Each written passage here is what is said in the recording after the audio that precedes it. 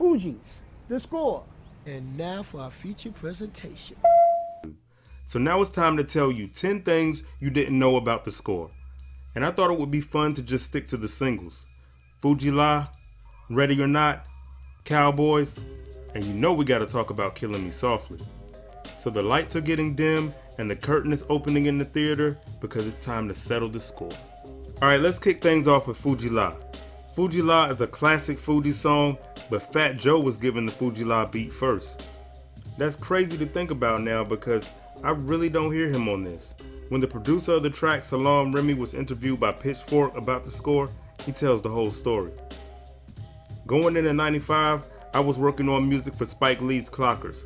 I had the Fugees come down where I was working, and we did a song that was supposed to be on the score but never got on there, called Project Heads. During the session for Project Heads, which I was also trying to get into Clockers, there was a beat I had made for Fat Joe that Lauren heard. She was like, "Look, where's that Fat Joe beat?" Fat Joe's music was dope back in like '95, but I still don't hear him on this, so I'm glad they got it. And that's not all. The song Fuji La took a long time to complete. The main reason why is because of Lauryn Hill's dedication to her craft. In that same Pitchfork interview, Salam says, Lauren went through singing a lot of different things, from Never Dream You Leave in Summer, which she would later sing on Common's Retrospect for Life, to Shaka Khan records, to all types of stuff. This part of the creative process is so interesting to me. She knew it needed a hook, and she knew she wanted it to be inspired by music from the past. So she just kept trying until she landed on the right one, which was of course the Tina Marie joint. And as Remy continues with the story, he also tells us about the recording process for her verse. When she finally hit that ooh la la la, that was the hook.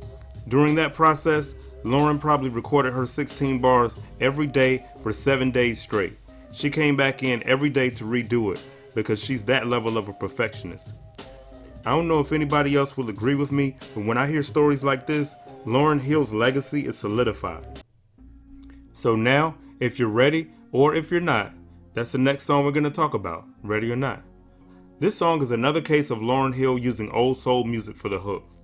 This time it was Ready or Not by the Delphonics. It's just wild how she sang the exact same words, but the Fuji song sounds completely different. I love that bridge part where she uses that other part from the song and flips it to, "You can run away from these styles I got, oh baby, hey baby, 'cause I got a lot, oh yeah." The video was really dope too. And did you know that the Ready or Not video was a $1.3 million video? If you compare that figure to Hollywood films, that would be the budget of an indie film that some popular influencer would post on YouTube. But back then, rap videos were not that expensive. It would be the equivalent of a $200 million budget Michael Bay film that spent $1 million on a rap video in '96 or '97. And according to Genius.com, Pras felt like the money was worth it. Pras told Vibe magazine, "People want to see drama, man. You figure, a kid paid $16 for your CD, let him see a good video." And this song brings out real emotions in people, even from when it was first being recorded. The engineer cried while Lauren was recording the Ready or Not hook. Jerry Wonder confirms this in a Complex.com article. When Lauren came in, I remember it was me, her, and the engineer. And Lauren came in and she started that hook and my engineer started crying.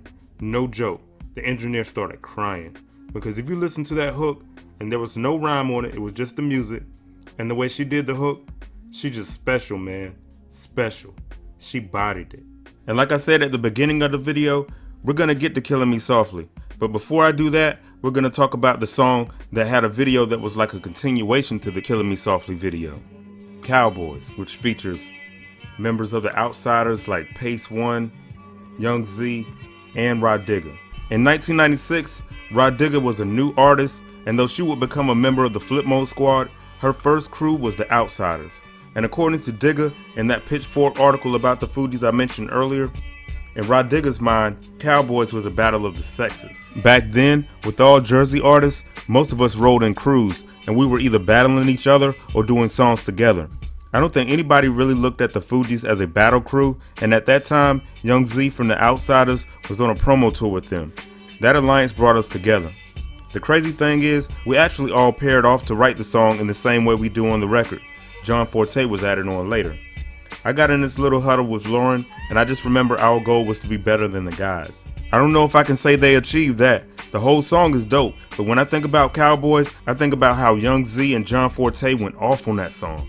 But anyway, Rodiga was 4 months pregnant when they shot the video for Cowboys. After we did the song, we didn't think too much else about it. They told us they were shooting a video for it. When we did the video, I was 4 months pregnant and nobody knew. It still didn't register that Cowboys was making the album until one day I was in the car with Lauren and she's playing the soon-to-be-released album and we're on it. To be honest, we didn't know that record was gonna blow to that magnitude. Once it started selling and selling and selling though, it was like, oh wow, this is big. Y'all know I can't get out of here without talking about Killing Me Softly. This is the Fuji song that everybody knows, and some people probably think of it as a Lauryn Hill song.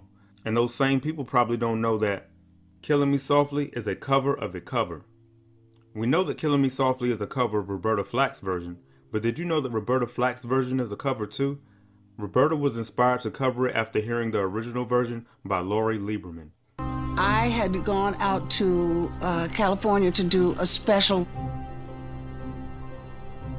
Got on the plane in LA to come back to New York by myself.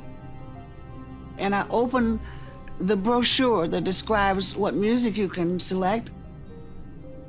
And there's a song, Killing Me Softly, with his song. And I listened to it about 5 times before the plane landed. And while we're in this Killing Me Softly metaverse, Roberta Flack from the Inside the Fugees The Score article by Pitchfork stated that the Fugees wanted to change the lyrics to Killing Me Softly to send a political message. They wanted to change the lyrics to Killing Me Softly to make the song about anti-drugs and anti-poverty. They were all about politics. Given their name and all, the refugees, it made sense. It was more Norman Gimbel and Charlie Fox, the songwriters behind Killing Me Softly with this song, that wanted their song not to be changed. I feel that the meaning of the song changes depending upon the singer and depending upon the listener. They gave the song a new meaning and exposed it to a new generation. They invented a new version of the song, using some musical ideas from my version. Since Roberta mentioned musical ideas, now is the perfect time to dig deeper into some of the ideas that were used on this song. Ideas like the fact that it was both Salaam Remi and Praz's idea to use the drums from Bonita Applebum by A Tribe Called Quest. Salaam said, at one point, Lauren hit me and said she was doing a singing record on the album and wanted me to produce it. But at that time, they really didn't have the budget. So Praz calls me one day like, yo, let me ask you something. If we want to do Killing Me Softly, how would you approach that song? I was like, I would kind of do it like Bonita Applebum. He said, oh, that was the same thing I was thinking. I'll call you right back. And there you go. They literally made Bonita Applebum into Killing Me Softly. And it's that simple. The song is so stripped down, but it works. It's mainly just those Bonita Applebum drums, the bass line, and Lauren's vocals. And as far as Lauren's vocals go, although the song has 3 main elements, Lauren's parts are where things get a little more complex. Wyclef was interviewed for the book Hip Hop Hits, The Producers Speak by Jake Brown, and I hope he was being hyperbolic when he said this, but there's 3,000 Lauryn Hills on Killing Me Softly. What made that record incredible? The amount of vocals Lauren got on there. I kid you not, I think Lauren has at least 3,000 vocal backgrounds on that record, literally doing Killing Me Softly. I think she spent like 6 or 7 days just doing backgrounds. For context, when you hear a finished song that was recorded by a singer, they usually don't just go in and record the song in one take. They'll sing the song over and over. They'll do runs and ad-libs, and then they'll record themselves singing the same words over and over, usually during a hook or a bridge, but they'll sing different parts each time so it all blends together. By doing this, they create harmonies.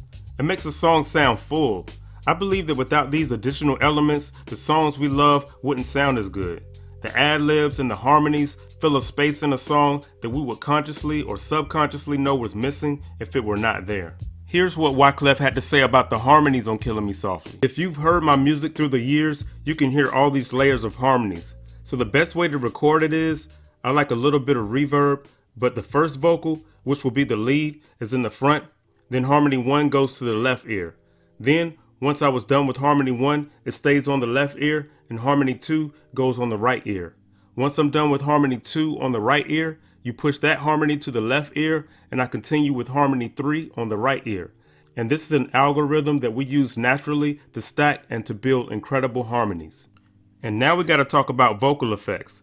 All my producers and mixing engineers know that when we're making beats or recording vocals, we use plugins which each contain multiple effects to enhance or sometimes minimize or change certain sounds in the mix. The best way I can describe it for people who don't make music is to use the analogy of cosmetic makeup.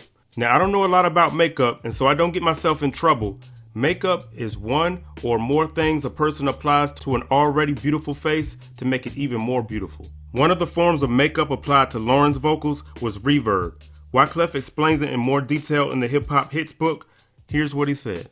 The reverb we used on her for that song and throughout the score was the XB80. I used a very small room reverb because the key to recording a vocalist who sounds so raw and so real is less is better. So you have to find the right amount of room to put in within the reverb, or you're basically going to put her in a situation of space and it's going to be missed. So the trick was to put her vocal in the front and just wet it a little bit. And I think we captured that.